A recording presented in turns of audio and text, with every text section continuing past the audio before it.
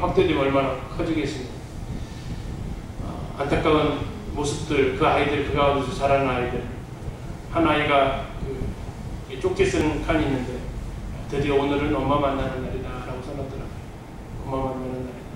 한 달에 한 번 있대요. 한 달에 한 번. 그래서 그날은 토요일 날 1박하고 일요일 날 저녁까지 먹여서 엄마하고 헤어진다. 근데 그 한 달간 기다린 그 기다림을 표현을 했더라고요. 근데 뭡니까? 일요일 날 헤어지는 아픔.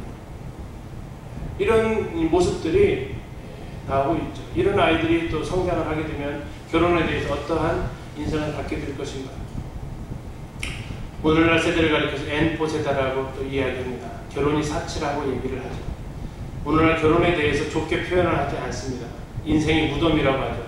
자유의 구속이라고 합니다. 필요악이라고 합니다. 뭐 연애 포기, 결혼 포기, 출산 포기 이런 것들이 오늘날 뭐 어렵지 않게 등장하고 있습니다. 그러면 왜 그들은 결혼을 포기할까요? 가장 큰 것은 이유를 물어보면, 인터뷰를 보면 책임지는 게 싫다라는 겁니다. 결혼 생활하는데 책임지는 게 싫대요.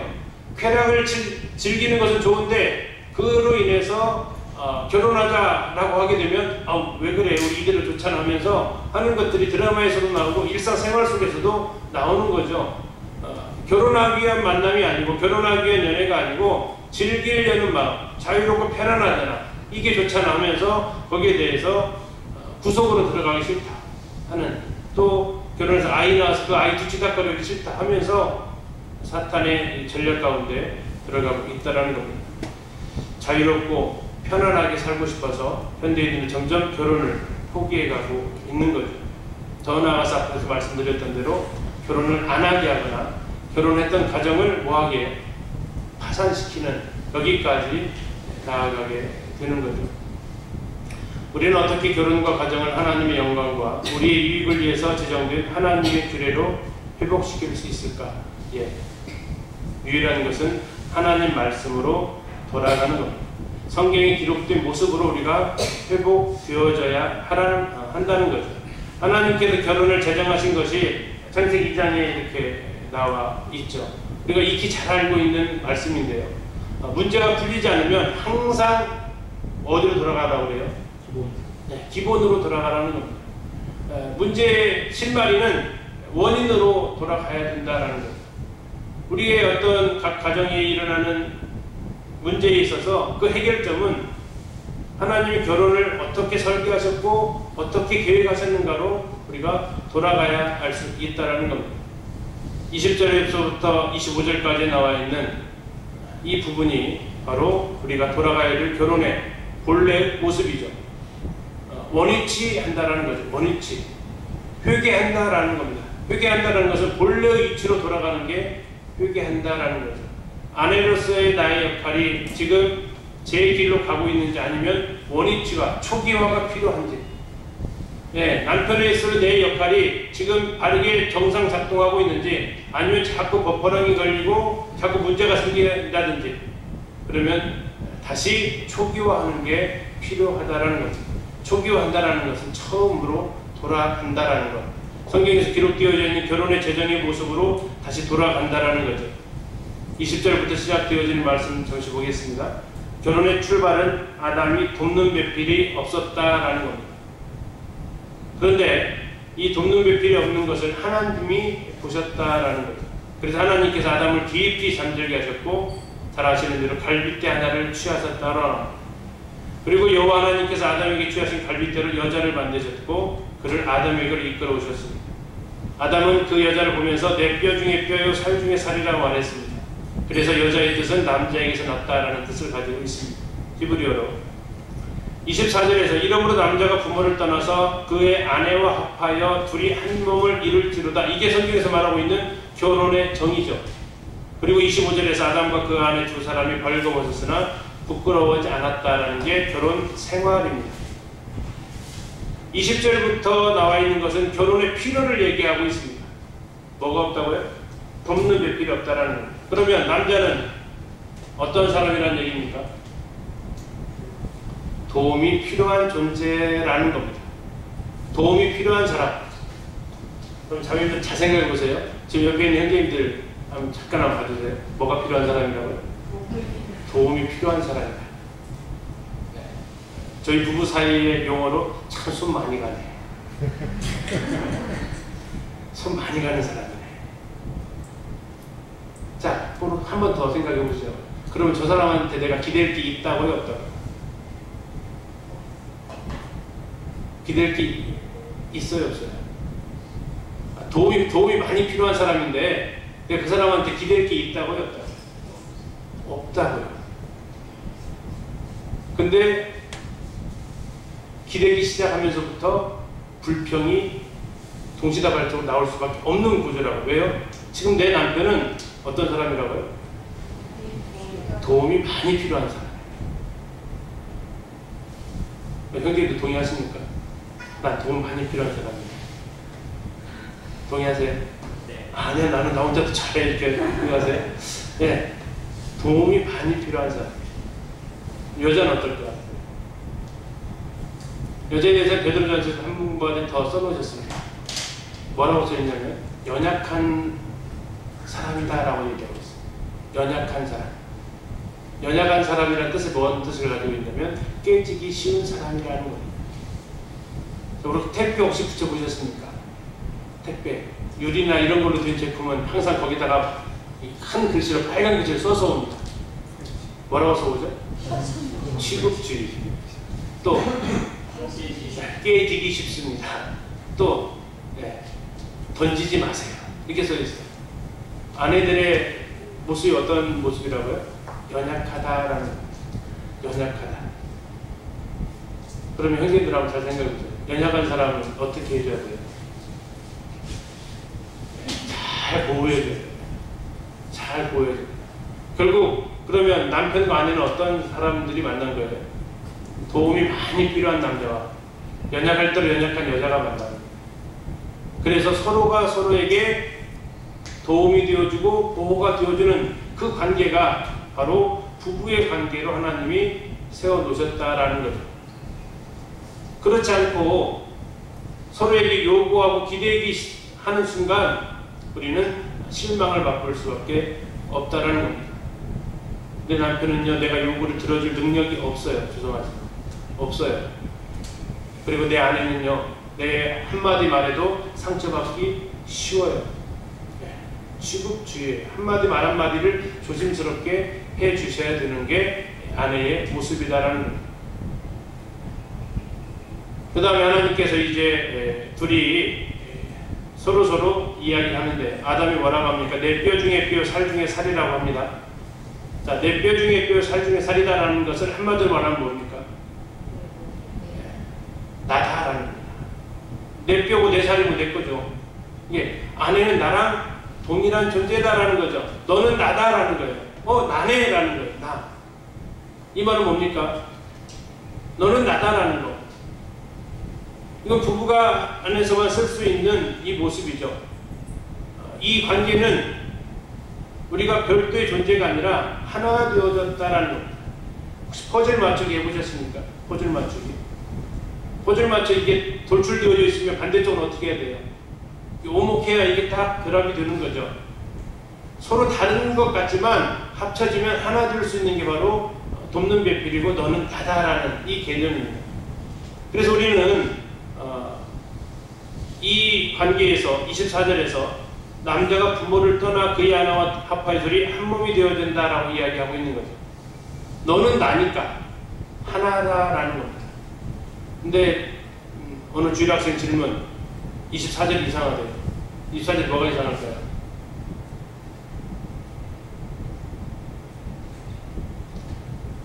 주일학 아이들의 눈으로 보시면 이상해요.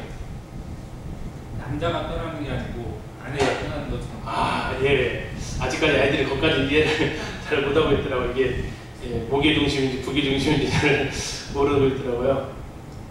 아이들이 이렇게 질문하더라고요. 선생님, 저희 아담에게 부모가 있었어요? 그렇죠.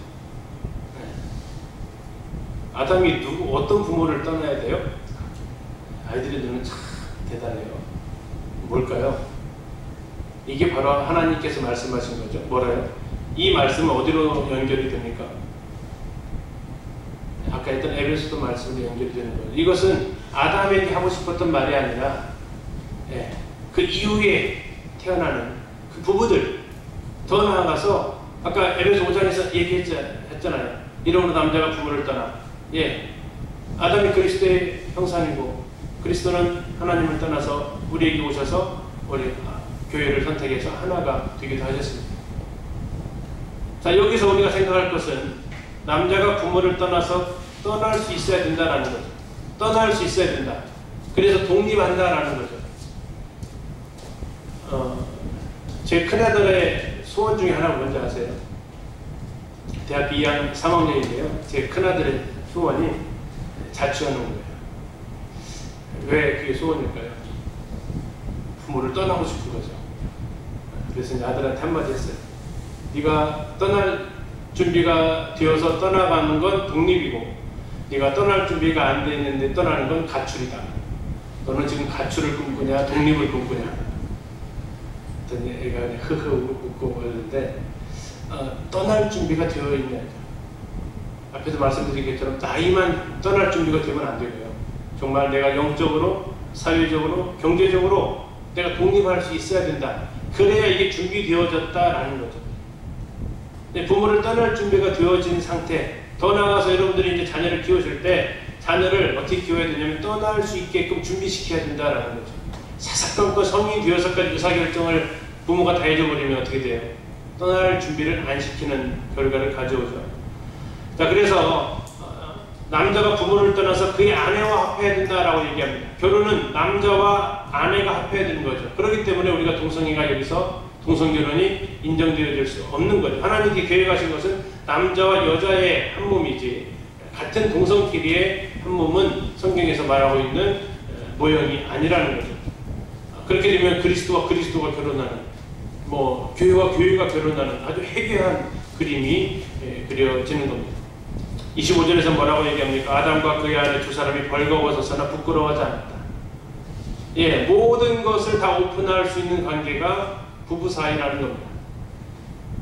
혹시 모르겠습니다. 통장 따로따로 관리하십니까? 아니고 네 돈은 네가 본 거 네가 쓰고 내가 본 거 내가 쓰고 혹시 하십니까? 이렇게 되어지면 벌써부터 부부가 공유하고 있는 게 아니라 소유하고 있는 겁니다. 부부라는 것은요, 공유하고 있는 게 많아야지 각자 소유하고 있는 게 많으면 지금 벌써 한 몸이 아니다라는 것으로 나가고 있는 거죠. 둘 사이에서 공유하고 있는 것이 얼마만큼 많이 있느냐라는 겁니다. 더 나아가서 요즘 가끔씩 언론에 나옵니다. 서로 상대방의 남편의 휴대폰 아내가 보는데 무리가 있습니까? 없습니까? 너무 나갔나요? 그 정도의 프라이버시는 지켜줘야 되나요? 보여줄 수 없는 게 혹시 있습니까? 이건 지금 각자 뭐 하고 있어요? 공유하지 못한다라는 거죠. 내가 만나는 사람, 내가 아내에게 남편에게 말 못하고 만나는 사람이 있어서는 안 되는 거죠. 물론 제 경우에 목회를 하다 보니까 상담할 때는 비밀을 얘기를 하지만 그것이 어떤 사적인 만남이 아니기 때문에 그런 부분들을 제외하고 상대방의 비밀 유지 때문에 만나는 것 빼고 내 비밀을 지키기 위해서 그걸 서로가 이렇게 구분하기 시작하게 되면 뭐가 됩니까? 벌거벗지 않은 게 되는 거죠. 그리고 어쩌면 이 말씀은 벌거벗었으나 부끄럽지 않았다라고 얘기하죠. 그런데 문제가 되는 게 뭡니까? 벌거벗지 않은 게 부끄러움이 되는 게 부부 사이라는 거예요. 부부 사이에서는 벌거벗을 수 있어요. 그래도 부끄럽지 않다라는 거예요. 뒤집으면요, 부부 사이에서 벌거벗지 않은 것은 부끄러움이 된다라는 말씀이기도 한다고요. 서로 가리고 감추고 하게 되면 어떻게 된다고요? 부부 사이에 지금 벌써 어려움이 찾아 들어오고 있다라는 거죠. 두 부부가 공유하고 있는 것, 공동 부모, 이게 어느 정도로 점점점 더 많이 나아가야 되는 거죠. 아내가 일어나고 있는 일들을 남편이 모른다가 남편에게 일어난 일들 아내가 모르고 있다면 지금 신호가 녹색불이 아니라는 겁니다. 이뿐만 여러 가지가 있지만 그걸 다 하기는 시간적으로 좀 어렵고요. 오늘 첫 번째 시간은 바로 이 결혼에 대해서 살펴봤습니다. 왜 결혼하셨습니까? 보석을 찾아서 결혼했다라면 우리는 어쩌면 첫 시도를 지금 잘못한 것일 수 있습니다. 내 사람 옆에 있는 사람은 보석이 아닙니다. 왜 아니죠? 딱 봐도 도움 필요하잖아요. 딱 봐도 연약하잖아요. 이게 아니죠. 그래서 어떻게 해야 돼요? 예, 이 사람들이 나를 통해서 보석으로, 아니 그 사람에 의해서 내가 보석으로 만들어져가는, 원석이 보석으로 만들어지려면 깎이는 과정이 반드시 필요하다라는 거예요. 이 깎이는 과정을 통해서 우리가 보석으로 되어줄 수 있는 관계로 나아간다라는 것. 그래서 하나님께서 말씀하신 그 말씀 보고 첫째 시간 마치겠습니다. 같이 한번 읽어보시겠습니다. 시작. 모든 사람은 결혼을 귀히 여기고 침소를 더럽히지 않게 하라. 자, 결혼을 어떻게 여기라고요? 귀하게 여기라는 겁니다. 귀하게 여긴다는 게 뭘까요? 귀하게 여긴다. 귀하게 여긴다라는 것은요, 우리 청년들한테 이렇게 얘기했습니다. 귀하게 여긴다는 게 뭘까? 잘 생각해보자라고 했어요. 중요하게 여긴다라는 겁니다. 여러분들 중간고사가 중요해요? 아니면 수능 시험이 더 중요해요? 독지 시험이 중요해요? 아니면 수능이 중요해요? 수능이 중요하죠. 중간고사, 기말고사, 독지 시험 훨씬 중요하죠. 중요하면 시간을 준비하는데 어떻게 해야 돼요? 많이 들어가요. 네. 흔히 말하는 대로 수능 보기 위해서 12년을 갖다 쏟아붓는다고 말할 정도잖아요. 이게 중요한 줄 아는데, 중요하면 어떻게 해야 되냐면 준비를 많이 해야 돼요. 중요하다고 생각하면서 준비하지 않으면요, 내가 중요하게 생각하지 않는다라는 거예요. 안타까운 것은 이 결혼에 대해서 별로 중요하게 생각을 안 한다. 중요하게 한다는데, 그럼 기도하냐 물어보면 잘 안 한다는 거예요. 하나님께서 귀하게 여기라고 하셨다는 얘기는 하나님에게 있어서 이 결혼은 굉장히 귀하다라는 겁니다. 하나님이 귀한 걸 우리에게 귀하게 여기라라고 지금 말씀을 해주고 계세요. 준비하고 또 이 결혼을 이루어가는 데 있어서 굉장히 여기에다가 많은 것들을 투자를 해야 이게 귀하다라는 겁니다. 여러분들 귀한 거 함부로 다루지 않습니다. 그것처럼 이렇게 해야 되고요. 특별히 더 얘기하는 것은 침소를 더럽히지 않게 하는 것을 이야기하고 있습니다. 혼전 순결 중요합니까? 중요하지 않습니까? 중요합니다. 그러면 혼후 순결은 중요합니까? 중요하지 않습니까? 더 중요합니다. 오히려 흔히 말하는 바람피는 거, 이건 굉장한 범죄죠. 혼전 순결, 순결의 중요성을 얘기하는데, 결혼하지 않은 청년들보다 더 중요한 건 결혼한 부부들의 침소를 더럽히지 않는 행위, 이것은 더 중요한 부분이라는 겁니다. 음행이 뭡니까? 음행의 죄. 침소를 더럽히는 것은 뭡니까? 부부관계 이외에 이루어지는 온갖 성적인 행동들이 전부 다 여기에 해당이 되는 겁니다. 성경에서 유일하게 이혼 사유 중에 해당되는 것 중에 하나가 뭡니까? 음행의 죄라고 얘기하고 있다라는 겁니다. 왜요? 이건 하나님께서 제정하신 겁니다. 침소를 더럽혀서는 안 된다라는 거예요. 그래서 결혼하지 않은 청년들에게는 혼전 순결을 얘기하고 있다면, 결혼한 부부들에게 있어서는 부부관계 안에서만의 성생활을 지금 말씀하고 있는 겁니다. 그 이외에 일어나는, 결혼관계 이외에 일어나는 모든 성적인 행동들은 침소를 더럽히는 행위고, 그 뒤에 나와 있는 13장 이후의 말씀은 하나님께서 반드시 여기에 대해서는 심판하신다고까지 엄히 경고하고 계시고 있기 때문입니다. 왜 그렇습니까? 바로 그 침소를 더럽히는 죄는 결혼을 곧바로 망가뜨리는 죄이기 때문에 그렇습니다. 하나님께서 짝지어 주시고 하나님께서 계획하신 것이 결혼의 가치입니다. 중요성입니다. 그래서 우리는 이것을 귀하게 여겨야 되고, 귀하게 여기는 것 자체가 바로 내 아내, 내 남편과의 이 신뢰관계, 이 관계 속에서 둘이 행복하게, 또 둘이 서로를 귀하게 여기면서 살아가는 모습으로 우리가 살아가게 됩니다. 전체 시간 마무리하고요. 두 번째 시간 좀 쉬었다가 시작하겠습니다. 감사합니다.